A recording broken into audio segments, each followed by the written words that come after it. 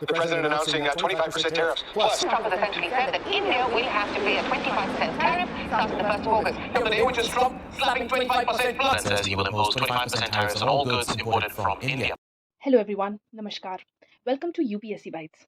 तो हाल ही में आपने न्यूज़ सुनी है कि अमेरिका इंडिया पे 20 से 25%, 20 से 25% टैरिफ लगाने की बात कर रहा है इंडिया के एक्सपोर्टेड गुड्स पर।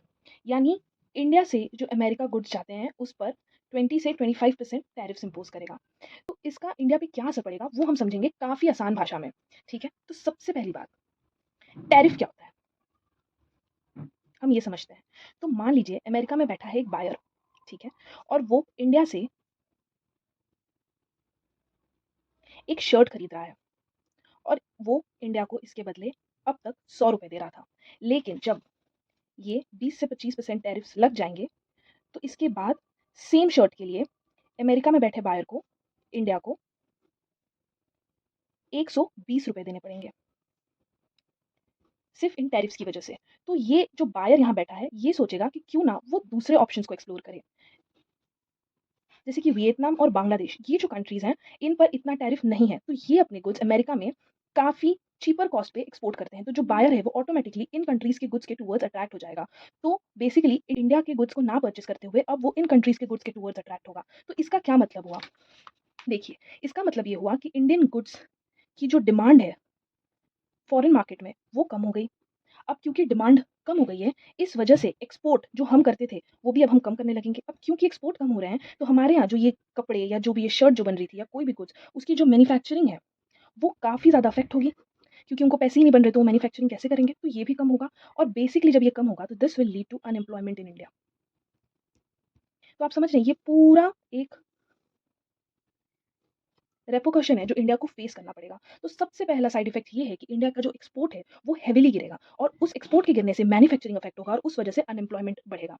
दूसरा क्या होगा, दूसरा है आईटी एक्सपोर्ट्स।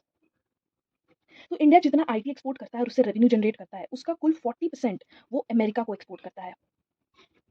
तो जितनी भी बड़ी कंपनीज हैं, जितने भी सर्विसेज हम प्रोवाइड करते हैं 40% हम अमेरिका को करते हैं। तो जब ये टैरिफ्स इम्पोज होंगे तो ऑफ कोर्स वो जो कंपनीज हैं वो भी एक्स्ट्रा पैसा देकर इंडियन एम्प्लॉयज को क्यों हायर करेंगी, वो एक्सपोर्ट भी हमारा कम हो जाएगा। तो इससे हमारा बहुत ज़्यादा लॉस होगा और हमारे आईटी एक्सपोर्ट्स भी बहुत ही ज़्यादा तेज़ी से गिरेंगे। कंपनी जैसे कि इन्फोसिस, विप्रो, ये सब अमेरिकन या फॉरेन या बाहर के एम्प्लॉयज़ को रिक्रूट करेंगे और इंडियन एम्प्लॉयज़ को ले ऑफ करेंगे। This will again lead to unemployment, जैसे कि हमने बात की थी। अब तीसरा थर्ड इम्पैक्ट को हम एनालाइज करते हैं। टेक्सटाइल एक्सपोर्ट्स जो होते हैं हमारे, तो टेक्सटाइल एक्सपोर्ट्स 15 to 25% जो एक्सपोर्ट होता है वो हमारा अमेरिका को जाता है। अगेन यहाँ भी डिमांड कम होगी तो ऑफ कोर्स ये एक्सपोर्ट्स भी घट जाएंगे और इससे 2 मिलियन जॉब्स जा सकती है। अगेन ये सब अनएम्प्लॉयमेंट की तरफ ही लेकर जा रहा है। ऑफ कोर्स हमारा फॉरेक्स रिजर्व भी गिरेगा, हमारा जो फिजिकल डेफिसिट है, ये सब कुछ इम्पैक्ट होगा। अब हम जाते हैं चौथे नंबर पर, फार्मास्यूटिकल्स कंपनी। फार्मास्यूटिकल्स, तो जो अमेरिका का टोटल कंजम्पशन है दोस्तों, अमेरिका जो टोटल कंज्यूम करता है उसका अराउंड 40% इंडिया एक्सपोर्ट करता है उनको। तो हमारी फार्मा कंपनी बहुत बैडली इंपैक्ट होगी, क्योंकि अब अमेरिका कोई और ऑप्शन को एक्सप्लोर करेगा और इंडिया को नहीं। और इसको लेके जो 40% हम एक्सपोर्ट करते थे फार्मास्यूटिकल्स कंपनी बहुत बैडली इंपैक्ट होगी। Again this will lead to unemployment as we discussed. पांचवें नंबर पर है ऑटोमोबाइल इंडस्ट्री। ये भी लगभग 25% जो हम एक्सपोर्ट करते थे ऑटोमोबाइल्स हम वो अमेरिका को करते थे और अब इस टैरिफ की वजह से ऑटोमोबाइल इंडस्ट्री भी बैडली इंपैक्ट होगी। जो रेमिटेंस वहाँ से आते थे, क्योंकि वहाँ पे लोगों की जॉब लॉस होगी, क्योंकि जैसे हमने डिस्कस किया बड़ी-बड़ी बिग कंपनी, मल्टीनेशनल कंपनीज़ वो इंडियंस को जो यहाँ से वहाँ गए हैं, जो वीज़ा पे वहाँ गए हैं, जो वहाँ काम करते हैं, उनको अगर ले ऑफ करती है तो जो रेमिटेंसेस हमको वहाँ से आते थे, जो हमारे फॉरेक्स रिजर्व का एक बहुत बड़ा पार्ट थे, वो उसमें बहुत ज़्यादा घाटा होगा और इससे हमारे जो फॉरेक्स हैं वो नीचे आएँगे। तो दोस्तों अब तक हमने ये देखा कि ये जो 20 से 25% टैरिफ की बात हो रही है, अगर ये अमेरिका इंडिया पे इम्पोज़ करता है, जो कि हो चुका है, तो इसके इम्पैक्ट क्या होगा? तो जैसे यहाँ पर ये जो फ्लो चार्ट है, आप लोग ये याद रखिएगा कि गुड्स की प्राइसेस बढ़ेंगे जिसकी वजह से डिमांड कम होगा और उस वजह से एक्सपोर्ट घटेगा, मैन्युफैक्चरिंग घटेगी और अनएम्प्लॉयमेंट बढ़ेगा। और हमारा IT export, automobile industry, pharmaceutical industries और टेक्सटाइल इंडस्ट्री ये काफ़ी ज़्यादा इम्पैक्ट होने वाली है और इसके एक्सपोर्ट्स बहुत ज़्यादा मात्रा में गिर जाएँगे, which will eventually lead to unemployment and forex reserve पे भी असर पड़ेगा। तो इस वक़्त इंडिया के पास क्या ऑप्शंस है, वो कैसे अमेरिका के साथ नेगोशिएट कर सकता है, हम वो देख लेते हैं।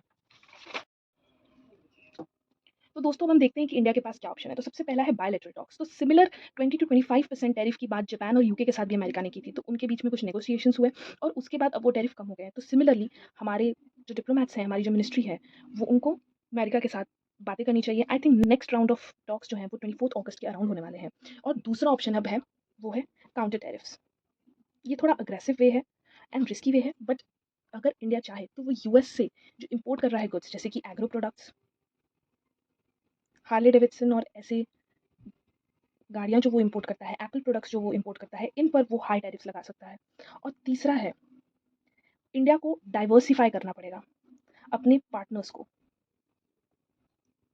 वो एशिया में ही और बाकी पार्टनर्स ढूँढ सकता है। यूएई एक पार्टनर है, अफ्रीका एक पार्टनर है। तो ऐसे ही इंडिया को डाइवर्सिफ़ाई करना पड़ेगा। और फोर्थ ऑप्शन है फ्री ट्रेड एग्रीमेंट्स या स्ट्रैटेजिक यूज़ ऑफ डब्ल्यूटीओ। तो दोस्तों ये थे कुछ ऑप्शंस जो इंडिया के पास इस वक्त हैं, जिसमें डाइवर्सिफिकेशन ऑफ ट्रेड पार्टनर्स एक बहुत इंपॉर्टेंट एस्पेक्ट है। इंडिया को डिफरेंट ट्रेड पार्टनर्स के साथ ट्रेड बढ़ाना चाहिए, जो eventually over a long period of time helpful होगा। Coming to the free trade agreements and the strategic use of WTO, तो इंडिया को डब्ल्यूटीओ को स्ट्रैटेजिकली अप्रोच करना चाहिए ताकि वो ट्रेड अग्रीमेंट्स का रिव्यू करे और इंडिया के इकोनॉमिक इंटरेस्ट को सेफ गार्ड। तो दोस्तों थैंक यू सो मच अब तक वीडियो में बने रहने के लिए। अगर ये वीडियो आपको पसंद आई है तो प्लीज़ इस वीडियो को लाइक करिए और चैनल को सब्सक्राइब कर लीजिए और अपने व्यूज़ कमेंट सेक्शन में ज़रूर बताइए। Thank you so much.